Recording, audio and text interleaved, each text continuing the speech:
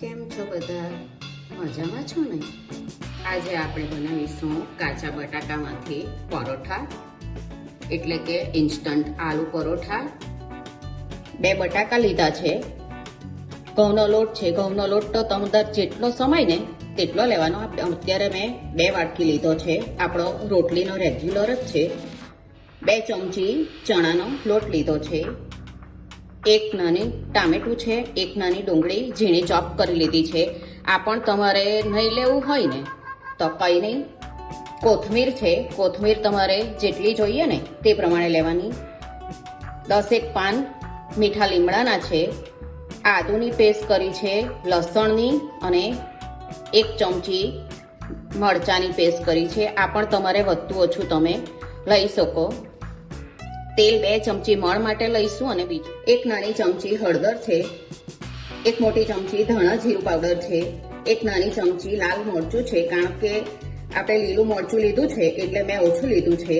ગરમ મસાલો છે 1 નાની ચમચી. વરિયાળી લીધી છે 1 નાની ચમચી. આ ટેસ્ટ ખૂબ જ સરસ આવે છે એમાં. ચાટ મસાલો છે 1 નાની ચમચી, અને શેકેલા જીરાનો પાવડર છે 1 નાની ચમચી. મીઠું તમારે સ્વાદ પ્રમાણે લેવાનું. અને જરાક નાની અમથી ચમચી હિંગ લીધી છે. 1 ચમચી કસૂરી મેથી લીધી છે.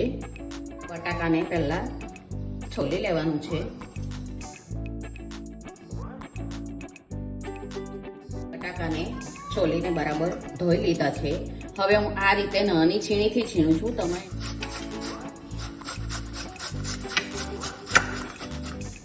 જો આ રીતના એકદમ આપણને પરોઠા વણવામાં આટલી ઝીણું હોય ને તો પરોઠા વણવામાં આપણને તકલીફ નહીં પડે.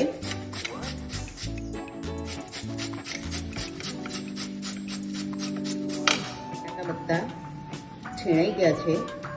એમાં મેં આ પાણી લીધું છે. આપણે 2-3 પાણી એને ધોઈ લઈશું. એમાં સ્ટાર્ચનું પ્રમાણ હોય તે નીકળી જાય. બટાકાના છીણને એકદમ સારી રીતે ધોઈ લીધું છે. એને પાણીમાં નહીં રાખવાનું તો કાળા પડી જાય. હવે એને આપણે એક બાઉલ લઈ લઈશું. તેમાં બધું છીણ લઈ લઈએ.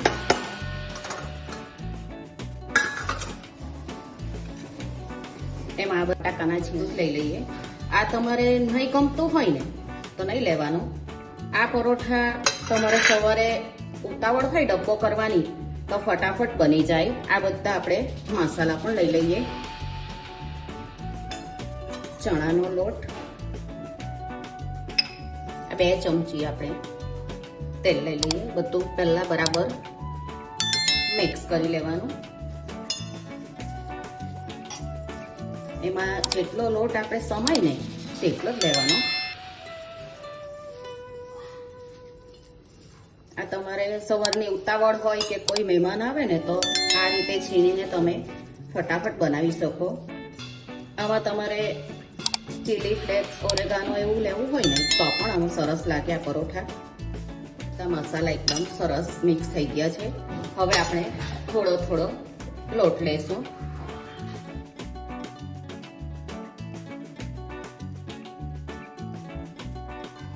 આપણો બધો લોટ અંદર સમાઈ ગયો છે. આ શાકભાજીનું પાણી એમાંથી છૂટે ને એટલે એકદમ ઢીલો અત્યારે નથી કરવાનો લોટ. 5 મિનિટ એને આપણે ઢાંકીને રવા દઈશું. જો 5 મિનિટ માટે એને ઢાંકી દઈશું. વધારે નથી રવા દેવાનું. આપણે 5 મિનિટ થઈ ગઈ છે. અને જો એકદમ સરસ આપણો લોટ છે. આમાં લોટ ઉમેરવાની જરૂર નથી. તમને જે પ્રમાણે પરોઠા જોઈએ ને તે રીતના લુવા પાડવાના.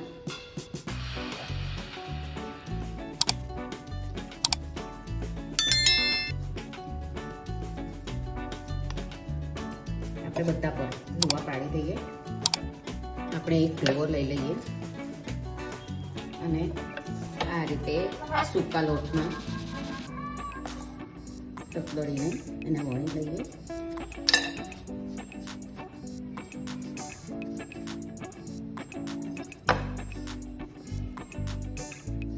કિનારી ફાટે ને તો આ રીતે દબાવતા જવાનું.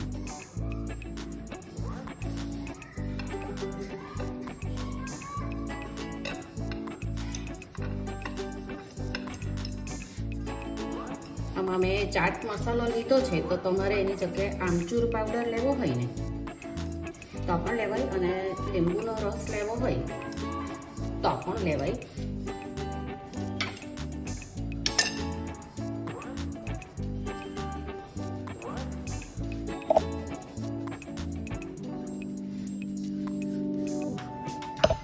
તમારે થિકનેસ તમારે જેટલી જોઈતી હોય તે રીતની રાખવાની.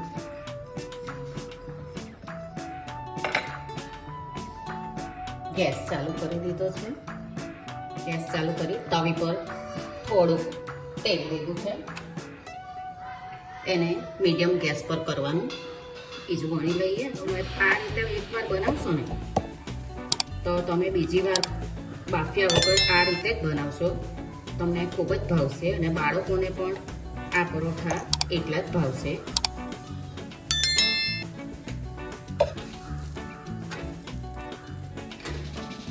થોડુંક તેલ લઈશું.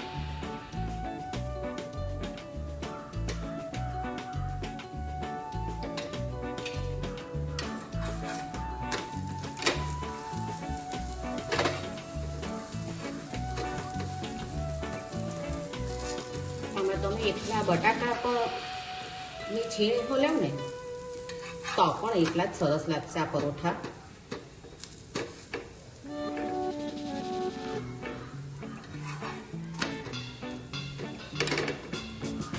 તો પરોઠું શેકાઈ ગયું છે. જો એકદમ સરસ દેખાઈ રહ્યું છે પરોઠું. આપણે બીજું પણ આ રીતે શેકી લઈએ. તમે મેં આ તેલમાં શેક્યા છે, તમે ઘીમાં પણ આ પરોઠા કરી શકો. આપણું બીજું પરોઠું પણ શેકાઈ ગયું છે. આપણે બધા જ પરોઠા કરી લઈએ. બટાકાના આપણા પરોઠા તૈયાર છે. ઇન્સ્ટન્ટ આલુ પરોઠા. આ મારા ફળિયામાં એક દીકરી રહેવા આવેલી હતી. તે મને કહે કે આંટી, હું તમારી બધી રેસીપી જોઉં છું, પણ તમે મને ઇન્સ્ટન્ટ આલુ પરોઠાની રેસીપી બનાવજો ને. તો આજે મને એટલે જ આ બનાવવાનું મન થયું. આ ઇન્સ્ટન્ટ આલુ પરોઠાને મેં ગળ્યું દહીં અને કેચઅપ સાથે સર્વ કર્યું છે. તમે એમને પણ એટલા જ સરસ લાગે છે, અને જો એકદમ સોફ્ટ છે. જો એટલા જ સોફ્ટ બન્યા છે આ પરોઠા. તમે પણ આ રીતે બનાવજો પરોઠા, ને મને કહેજો કે તમને આ પરોઠા કેવા લાગ્યા. આપણે પાછા મળીશું બીજી રેસીપી સાથે. આવજો.